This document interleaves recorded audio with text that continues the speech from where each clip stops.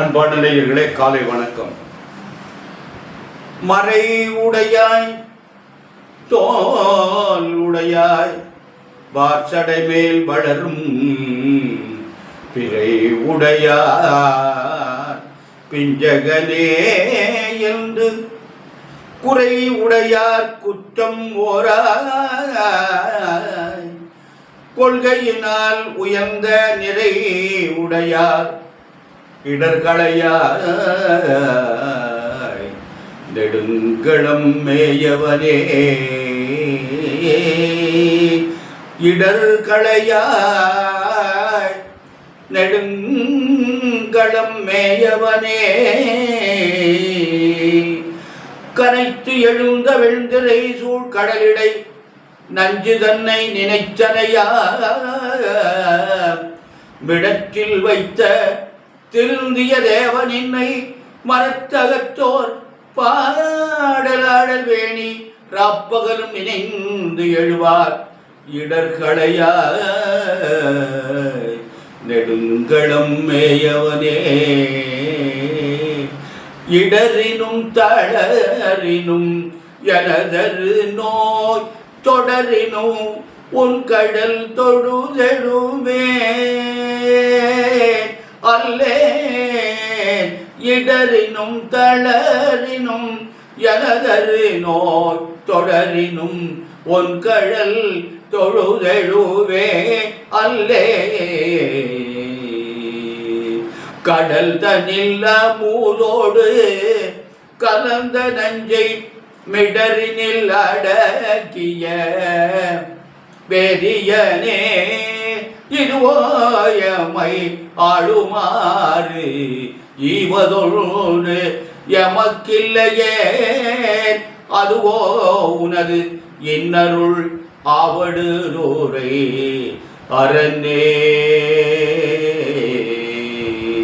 அன்பு சார்ந்த நேயர்களே, இன்று ஐப்பசி மாதம் 30ஆம் நாள். இன்று கடைமுகம் என்று சொல்வது துலாக்கவியர் ஸ்நானம் பண்ணுறதுக்கு கடைசி நாள். நாளைக்கும் ஒரு நாள் பழ விழா, முடவன் முழுக்கு இந்த பேர் நாளைக்கு.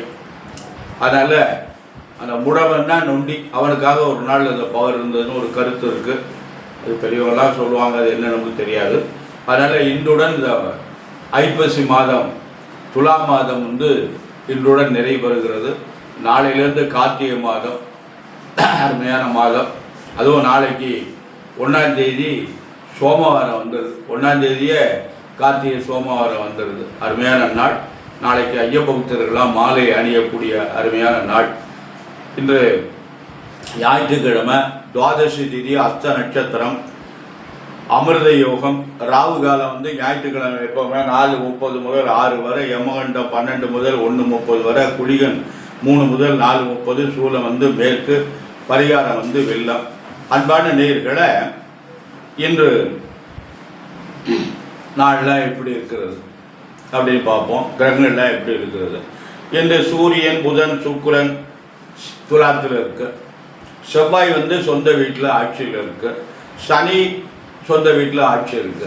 சனி பகவானோட ராகு பகவானும் இருக்கிறாரு. குரு பகவான் கடகத்தில் உச்சம் பெற்றிருக்காரு. கேது சிம்மத்தில் இருக்காரு. சந்திரன் கன்னிக்கு வந்துட்டார். அஸ்த நட்சத்திரனால கன்னிக்கு வந்துட்டார். அதனால் இன்று கிரகங்களுடைய அமைப்பு இது. இந்த மேஷ ராசிக்கு இந்த நாடு எப்படி இருக்கிறது இது பார்ப்போம். மேஷ ராசிக்கு குரு பகவான் 4ல் இருக்காரு. சனி ராகு பகவானும் 11ஆம் இடத்துல இருக்கார். இது ஒரு நல்ல இணைவு, அருமையான அமைப்பு. மேஷ ராசிக்கு நல்ல நேரம். ஏன்னா குரு பகவான் 4ஆம் இடத்துல இருக்கார். அது ஒரு சிறந்த அமைப்பு. அதோட சனி பகவான் ராகு 11 இருப்பது நல்லது. 10ஆம் அதிபதி 11 இருந்தால் தொழில் நன்றாக இருக்கும். அன்பான ரிஷபராசி என்பதில் உங்களுக்கு குரு பகவான் 3ல் இருக்காரு. ஆனால் சனி ராகு 10ஆம் இடத்துல இருக்கார். அது ஒரு நல்ல இணைவு என்று சொல்லலாம். அதனால் பார்த்து கவனமாக நடந்து கொள்ளுங்கள். அதனால் ரொம்ப கவனம் தேவை. 3ஆம் இடம் குருவுக்கு நல்ல இடம் இல்லை. அவர் இந்த கார்த்திகை 30 அங்கே இருப்பார். அடுத்து 2ஆம் இடத்துக்கு வந்துடுவார். மிதன ராசி என்பதில் உங்களுக்கு குரு பகவான் நல்ல அருமையான இடத்துல இருக்கார். 2ஆம் இடமான குடும்பஸ்தானத்தில் உட்கார்ந்துருக்கார். அது ஒரு பெரிய நிறைவு. அந்த 2ஆம் இடத்துல இந்த குரு பகவான் இருக்கிறது ஒரு நல்ல நிறைவை காட்டும், நல்ல அமைப்பு. அதனால் நல்லதெல்லாம் நடக்கும் மிதுன ராசி என்பது. கடகராசி என்பதே உங்களுக்கு குரு பகவான் சரியில்லை. குரு பகவான் ஜென்ம குரு, எந்த கிரகங்களும் உங்களுக்கு சரியில்லை. ஒரே ஒரு கிரகம் மட்டும் நல்லாக இருக்குது, 4ஆம் அதிபதி பலமாக இருக்காரு, அது மட்டும் நல்லது. அடுத்து 5ஆம் அதிபதியும் நல்லா இருக்காரு, இது ரெண்டும் கடகராசிக்கு நல்லது. அதனால் பார்த்து கவனமாக நடந்து கொள்ளுங்கள், பிரச்சனைக்கு இடம் கொடுத்துடாதீங்க, இடம் மாற்றங்கள் ஏற்படும். சிம்மராசி என்பதில் உங்களுக்கு குழப்பங்கள் ஏற்படும், எந்த காரியத்தை நீங்கள் நிலைவாக செய்ய முடியாது. அதனால் உங்களுக்கு எப்படி இருக்கு அப்படின்னா, சிம்மராசி என்பவர்களை நீங்கள் கேது அதில் இருக்கிறதுனால 2வது குரு பகவான் 12ஆம் இடத்துல இருக்கார், இது ஒரு நல்ல அமைப்பு இல்லை. அன்பான சிம்மராசி என்பவர்களை கவனமாக நடந்து கொள்ளுங்கள். அன்பான கன்னிராசி என்பவர்களை உங்களுக்கு குரு பகவான் எப்படி இருக்காருன்னா 11ஆம் இடத்துல லாபஸ்தானத்தில் இருக்காரு, நல்ல பலனை தருவார், நல்லதெல்லாம் நடக்கும். அன்பான நேயர்களை நன்மை உண்டு என்று சொல்வது. கன்னிராசி என்பவர்களுக்கு அருமையான நாள். சனியும் ராகும் 6ஆம் இடத்தில் இருப்பது பெரிய அமைப்பு. அன்பான துளாராசி என்பவர்களே உங்களுக்கு 10ஆம் இடத்துல இருக்கார் குரு. 10ஆம் இடத்துல இருக்க குரு பவுசை குறைப்பார் என்று சொல்லுவாங்க, நல்லது நடக்காது. அதனால் கவனமாக நடந்து கொள்ளுங்கள். மேலதிகாரிட்ட ரொம்ப பணிவாக நடந்து கொள்ளுங்கள், வாடிக்கையாளர்கிட்ட ரொம்ப அன்பாக நடந்து கொள்ளுங்கள், நல்லதே நடக்கும். விருச்சிக ராசி என்பவர்களே உங்களுக்கு குருபான் 9ஆம் இடத்துல இருக்காரு, நல்லதெல்லாம் நடக்கும், நல்ல காரியம்லாம் நடக்கும்.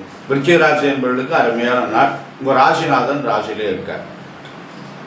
தனுசு ராசி என்பதில் உங்களுக்கு குருபான் 8ஆம் இடத்துல இருக்காரு, அட்டம குரு, எதுவுமே நடைபெறாது, தொட்டது தொடங்காதுன்னு சொல்லுவாங்க.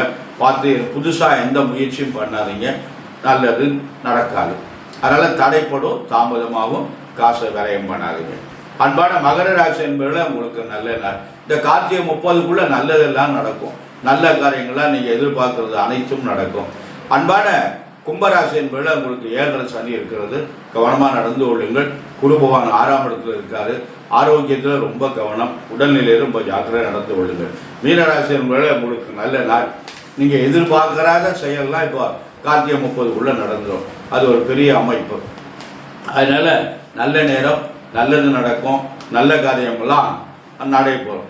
அன்பான மீனராசி, கும்பராசி, மகர ராசி என்பவர்களை உங்களுக்கு 7.5 சனியுடைய தாக்கம் இருக்கிறது, பார்த்து கவனமாக நடந்து கொள்ளுங்கள். அன்பான இந்த 3 ராசி அன்பர்களும் சனிக்கிழமை தோறும் விரதமாக இருந்து சனி பகவானுக்கு எள்ளு தீபம் ஏற்றுங்க, காக்காய்க்கு சாதம் வச்சுட்டு சாப்பிடுங்க. சனிக்கிழமை தோறும் சனி பகவானுக்கு அர்ச்சனை பண்ணுங்க. ஞான சம்பந்த பெருமான் இயற்றிய கோளறு திருப்பதியம் என்ற பதியத்தை சனிக்கிழமை காலை மாலை பாராயணம் பண்ணுங்க, நல்லதே நடக்கும். அன்பான நேயர்களே, நமக்கு இறை வழிபாடு தான் நமக்கு வாழ்க்கையில் ரொம்ப முக்கியம். அதனால் நாம் எல்லோரும் நல்லது செய்வோம், நல்லதே நடக்கும். நம்முடைய குழந்தைகள் நமக்கு நல்ல குழந்தைகளாக நமக்கு பிறக்கணும், அந்த குழந்தைகள் நன்றாக படிக்கணும், அந்த குழந்தைகள் கை நிறைய சம்பாதிக்கணும், அந்த குழந்தைகளுக்கு வாழ்க்கை நல்ல அமையணும், நல்ல குழந்தைகள் பிறக்கணும், அந்த குழந்தைகள் சிறப்பாக இருக்கணும் என்பதற்காக எல்லாம் வல்ல எம்பெருமான் சர்வேஸ்வரனையும் வள்ளல் பெருமான் வள்ளியில் மணாளன் முருகப்பெருமானையும் பிரார்த்தனை, என் அன்னை பராசக்தி முத்துமகாமாரி என்பையும் பிரார்த்தனை செய்து நிறைவு செய்கிறேன். நன்றி, வணக்கம்.